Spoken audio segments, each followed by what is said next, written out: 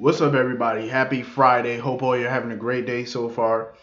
Um, I've been reading a lot of comments from people saying that they're pretty much done watching the show and stuff like that. I totally get it. I totally get where you coming from. You know, um, I've always said this about the writers. I feel like they do a good job of telling a story from the beginning in the middle. The problem they have is always the damn ending. Sometimes they don't know when to end a storyline, and other times they give a bad ending. Or sometimes it's both. You know what I'm saying?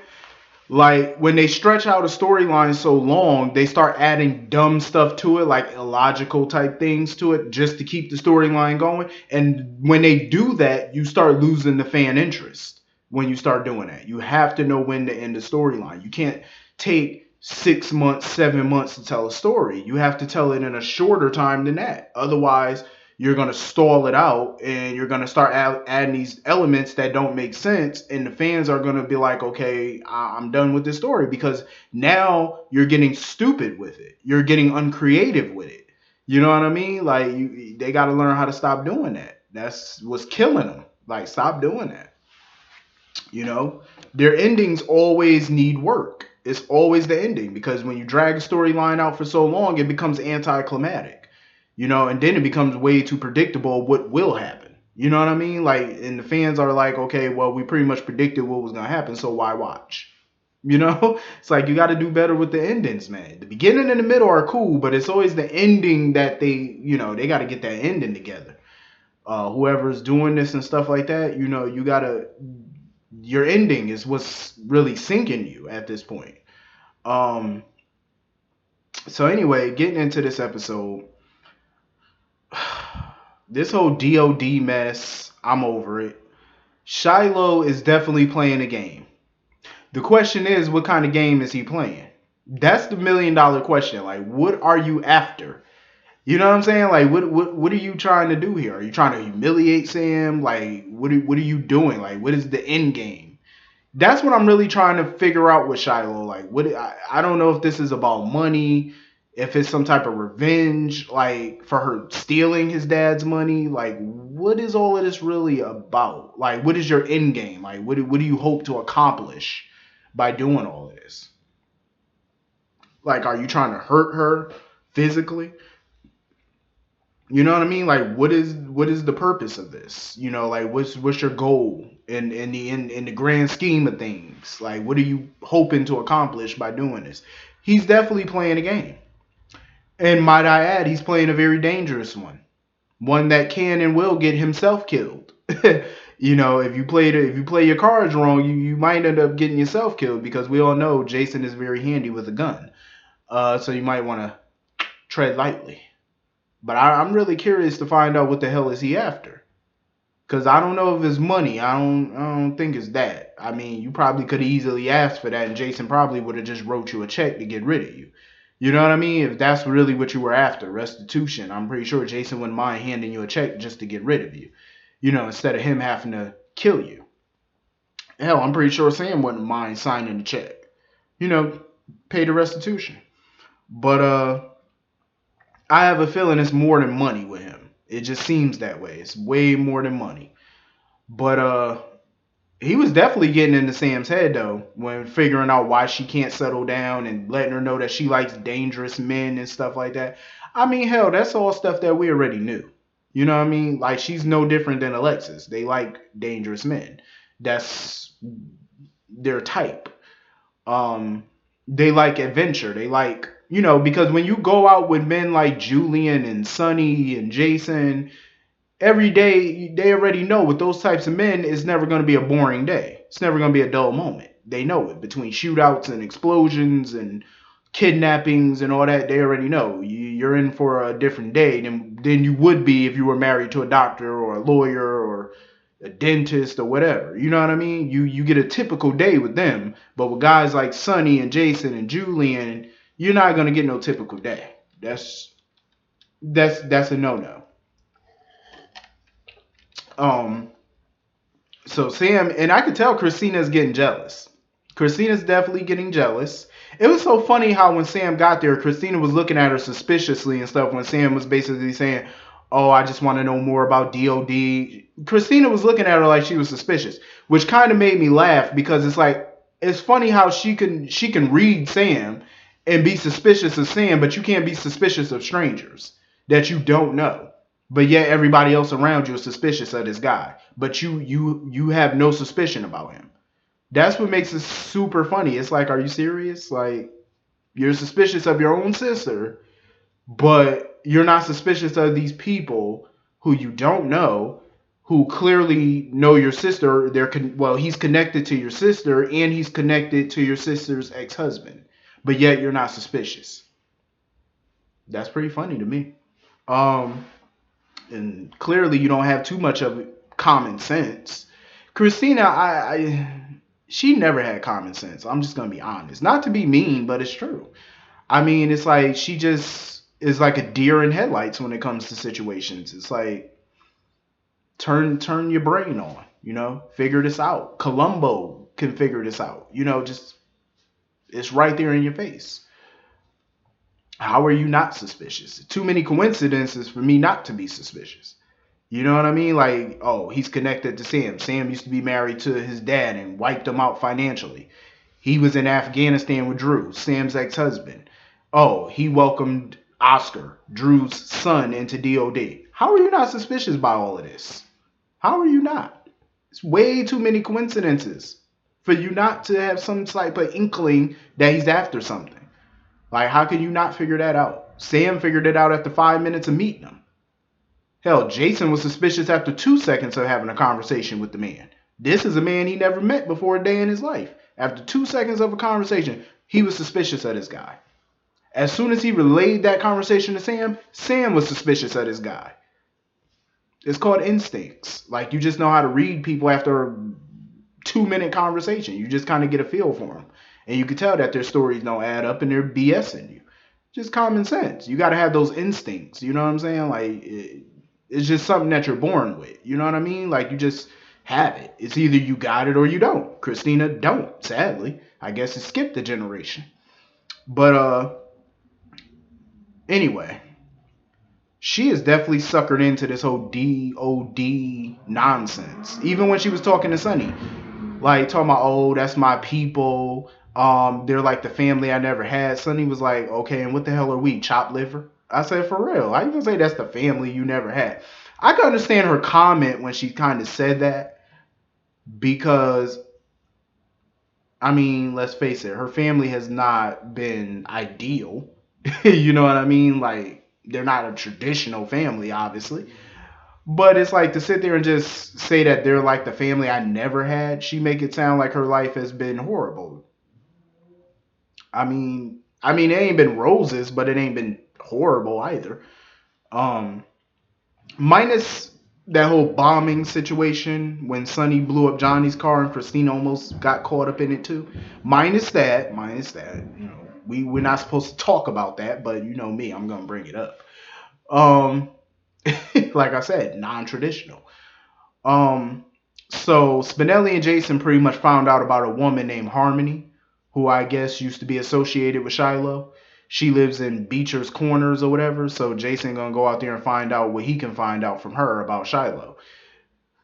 Good old Spinelli came through again. Of course he would, because you know Spinelli ain't coming to Port Charles unless he got the dirt on somebody. Um, I wonder what information Jason gonna get from this woman. I wonder.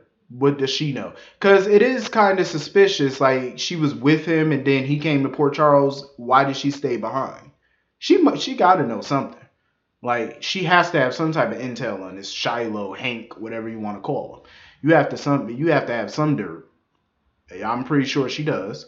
But Jason must be discreet about this because if Shiloh finds out, he might try to silence her before you can get anything out of her. So anyway, moving on from that, Alexis. Alexis might as well just tell Julian the damn truth that you still in love, you still want him. Just be honest, because it's quite obvious. But I did like that scene with her and the new therapist, Neil, even though she didn't know that he was a therapist or whatever. But Like I said, the new actor Joe Flanagan, he starts today as her potential therapist. Um,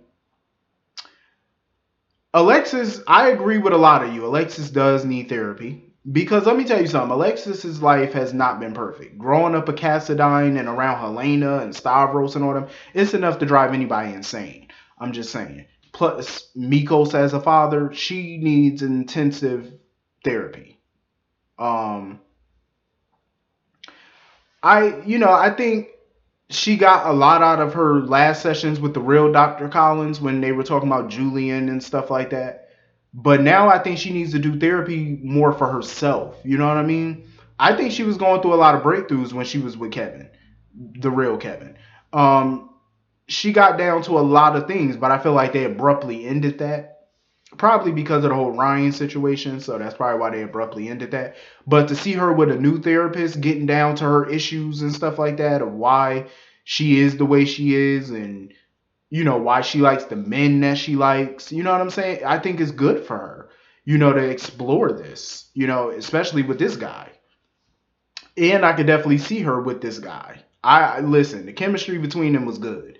I do like her better with Julian, of course, but I love the chemistry between her and this guy, this therapist. And I think she was liking it too. But I do respect the fact that even though he wanted to take her out like to dinner and stuff like that, I respect the fact that she declined because she was honest with him. She was letting him know, like, I don't think dinner with me is a good idea because I have a lot of issues that and I think that's true. She's tried the whole dating thing after Julian and stuff like that. I don't think it's going to work for her until she figures out the issues within herself. Because that's the thing. And I agree with what the doctor told her. Because you can't, you know, let somebody else be responsible for your happiness, which is so true. So true. Because if you keep looking to other people to make you happy, you're going to be sadly disappointed. You have to be happy within yourself. You got to make yourself happy. You know what I'm saying? You got to do you. Take the time to do you. You got to, find your peace of mind, your inner peace, before you could even think about being in a relationship with somebody else. You got to work on yourself because you're no good for anybody else if you're not good with yourself. You know what I mean? Like that's so I'm glad she's doing this therapy because it's good for her, you know? But I really enjoyed that scene though with her and the therapist. I want to see more because I'm loving this journey that Alexis is on. I'm really, she's exploring herself, and I like it.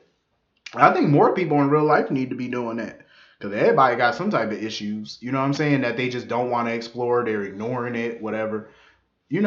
Find out what's going on, like why you do the things you do, why you date the people you date. You know what I'm saying? Like it could be a lot of issues behind that. And some people just ain't ready to explore it, but I'm happy that she is. Um, so anyway, moving on from that. The PCPD continued to get stupid. I can see why people tuning out from this damn storyline. Like, I don't blame them. The PCPD look like a bunch of just jokes. Like, bad jokes. Jokes that are not even funny. Like, they keep sitting there talking about Franco don't have an alibi. He might not have an alibi for the other murders, but the Lulu stabbing, he definitely has an alibi for that because I remember he was at home baking cupcakes with Aiden and Jake the night she was attacked. And he was there the whole night. Even when Liz came home, he was still there. There's no way he would have had. Remember when the kids went upstairs to go get in their pajamas and stuff like that? He would have never had enough time between them putting on their pajamas and Liz coming home. You know what I'm saying? He would have never had enough time while the kids were upstairs to leave, attack Lulu, come back, Liz comes home, and the kid, Jake, came back downstairs. There's not enough time. There wouldn't have been enough time to do all of that. You know what I'm saying? Wouldn't have been enough time. No way. No way. And what motive would he have to go to Lulu's office to talk to Lulu? What motive? He has no motive for any of these things. It just makes him look dumb, like a bunch of Keystone cops. And it was so funny. Like, I love the fact that Liz was standing by him, because you got to think about it like this. Liz would not be marrying him if she felt like he was going to start up killing people again. She would not do it. She definitely wouldn't feel comfortable leaving him alone with her kids if she thought something about him. If she even had an inkling that he was dangerous again like he was before, she would not feel comfortable leaving him out alone with her children. There's no way she would have. No way she would have moved him in the house. Come on now. No way.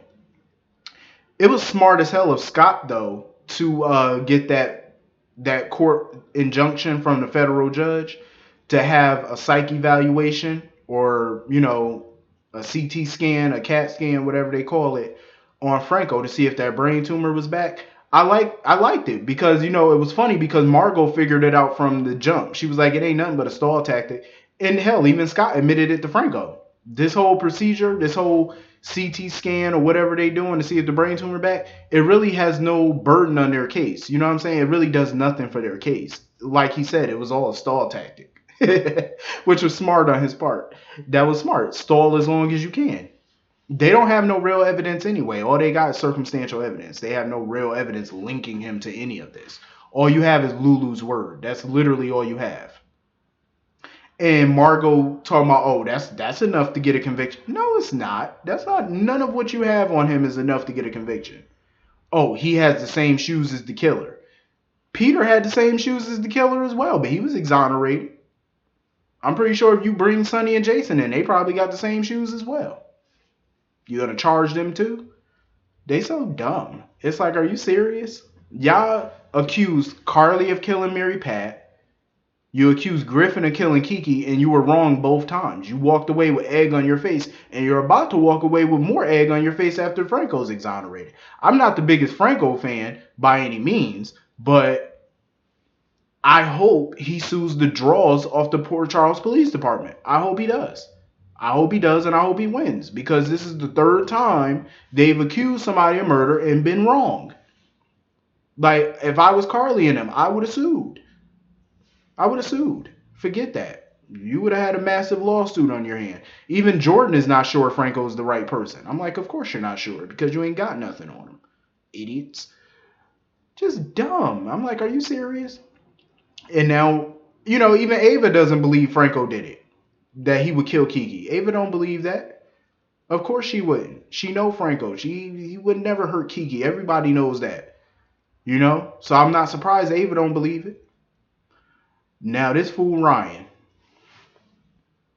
Ryan wants to kill Griffin now, all because he saw Griffin and Ava hugging. I said, are you serious? Are you this demented?